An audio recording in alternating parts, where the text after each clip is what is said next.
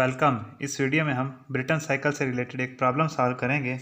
तो दोस्तों एक मशवरा देना चाहूँगा आपको यहाँ पर कि जब भी किसी भी साइकिल से रिलेटेड कोई प्रॉब्लम हो, ऑटो हो, डीजल हो, रैंकाइन हो, तो आप सबसे पहले ये क्या करें, साइकिल ड्रा कर लिया करें। उससे आपको प्रॉब्लम सॉल्व करने में बहुत आसानी होगी। तो सबसे पहले हम साइकिल ड्रा कर लेते हैं।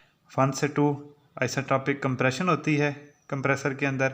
2 से 3 कांस्टेंट प्रेशर हीट एडिशन होगी। वो 3 to 4 आइसेंट्रोपिक एक्सपेंशन होती है टरबाइन में। वो 4 to 1 हीट रिजेक्ट करते हैं at constant pressure. Gas turbine operating on an ideal Britain cycle has a pressure ratio of 9। Pressure ratio का मतलब ये होता है कि साइकिल के अंदर जो मैक्सिमम प्रेशर और मिनिमम प्रेशर की जो रेशियो है वो हम नोट डाउन कर लेते हैं, P2/P1। अब दोस्तों ये वाली भी एक प्रेशर लाइन है और ये वाली भी एक प्रेशर लाइन है। तो इस लाइन के रंग प्रेशर कांस्टेंट होगा, यानी P2 बराबर होगा P3 के और P1 बराबर होगा P4 के। The gas temperature is 298 kelvin at compressor inlet, यानी T1 मेरे पास गिवन है 298 kelvin and 1300 kelvin at turbine inlet, यानी टरबाइन इनलेट ये जगह है तो यहाँ पर टेम्परेचर है 1300 kelvin. Utilizing air standard assumptions determine gas temperatures at the exits of compressor and turbine. हमने निकालना है पार्ट ए, टरबाइन और कंप्रेसर के एग्जिट पर टेम्परेचर। कंप्रेसर का एग्जिट T2 है और टरबाइन का एग्जिट है T4। पार्ट बी है, हमने बैक वर्क रेशो निकालनी है और पार्ट सी है, हमने इस ब्रिटन साइकिल की थर्मल एफिशिएंसी निकालनी है। तो दोस्तों स्टार्ट करते हैं प्रॉब्लम को। यहाँ पे उसने हाईलाइट किया है कि यूटिलाइजिंग एयर स्टैंडर्ड असम्पशंस। दोस्तों यहाँ पे उसने कोल्ड का लफ्ज़ यूज़ नहीं किया, एयर स्टैंडर्ड असम्पशंस कहा है। तो इसका मतलब ये है कि आपने जो स्पेसिफिक हीट की वेरिएशन है अलॉन्ग टेम्परेचर उसको कंसीडर करना है। तो हम T2 निकालने से प्रॉब्लम स्टार्ट करते हैं। अब P1 और P2 की रेशो हमारे पास गिवन है तो हम रिलेटिव प्रेशर का कंसेप्ट यूज़ करते हुए T2 निकालेंगे। PR2/PR1 is equal to P2/P1। दोस्तों यहाँ पे मैं एक चीज़ क्लियर कर, यहाँ पर आपने ये वाला रिलेशन यूज़ नहीं करना क्योंकि ये होता है कांस्टेंट स्पेसिफिक हीट के लिए। यहाँ पे हम स्पेसिफिक हीट वेरिएबल कंसीडर कर रहे हैं अलॉन्ग टेम्परेचर, इसलिए आपने ये रिलेशन यूज़ नहीं करना। PR1 ये हम निकाल सकते हैं टेम्परेचर T1 के ऊपर। P2 और P1 की रेशो 9 है तो यहाँ से हमारे पास PR2 आ जाएगा 12.18। इसके अगेंस्ट आप टेबल में जाकर T2 की वैल्यू नोट डाउन कर लेंगे, 554 केल्विन। अब हम T4 निकालने की कोशिश करते हैं। इस जगह पर हमने टेम्परेचर निकालना है। तो दोस्तों P3 और P4 की रेशो भी है हमारे पास, तो यहाँ पर अगेन हम रिलेटिव प्रेशर का कंसेप्ट यूज़ करते हुए T4 निकालने की कोशिश करेंगे। P3 और P4 का रिलेशन हमारे पास यहाँ पर है PR3, हम ये T3 टेम्परेचर की मदद से निकाल सकते हैं। अब PR3 की हम ये वैल्यू पुट कर देंगे, P3 और P4 का हमारे पास ऑलरेडी है तो यहाँ से हमारे पास P4 आ जाएगा 36.76 और T4 आ जाएगा।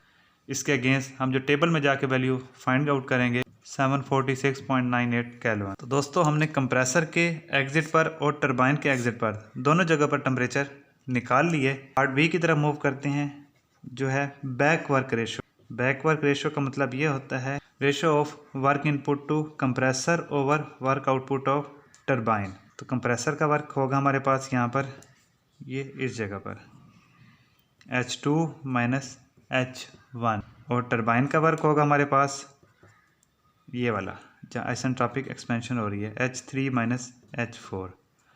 दोस्तों यहाँ पे मैं एक चीज़ क्लियर कर दूँ कि कंप्रेसर का वर्क निकालते हुए आपने ये रिलेशन यूज़ नहीं करना, क्योंकि यहाँ पर जो स्पेसिफिक हीट है वो हम कांस्टेंट ट्रीट कर रहे होते हैं। लेकिन इस प्रॉब्लम में उसने कहा है कि आपने इस वेरिएशन को कंसीडर करना है। हम ये इंथैल्पी की वजह से निकालेंगे। अब H2 हमें चाहिए, T2 हमारे पास है तो हम इसके अगेंस्ट जाकर टेबल में वैल्यू निकाल लेंगे। H2 आ जाएगा हमारे पास। H1 टेम्परेचर मेरे पास है T1, यहाँ इसके अगेंस्ट मैं H1 निकाल सकता हूँ। अब ये H2 और H1 की वैल्यू मैं यहाँ पर पुट करूँगा तो मेरे पास आंसर आता है 262.99 किलो जूल पर kg। इसी तरह टरबाइन का वर्क मैंने निकालना है H3 minus H4। Temperature at point 3 मेरे पास गिवन है यहाँ पर, तो इसके अगेंस्ट में जाकर टेबल से H3 निकाल लेता हूँ। अब H3 आ गया मेरे पास यहाँ से, और H4 वो मैं इस टेम्परेचर के अगेंस्ट जाकर टेबल से निकाल लूँगा। तो दोस्तों ये H3 और H4 ये दोनों वैल्यूज़ मैं पुट करूँगा तो मेरे पास वर्क डन बाय टरबाइन आ जाता है 631.96 किलो जूल पर केजी। अब बैक वर्क रेशो आ जाएगी, कंप्रेसर का वर्क ओवर टरबाइन का वर्क, इन दोनों की जो रेशो आती है ये दोनों वैल्यूज़ पुट करने के बाद 41.6%। पार्ट सी है, हमने थर्मल एफिशिएंसी निकालनी है साइकिल की। थर्मल एफिशिएंसी होती है work net over Q in.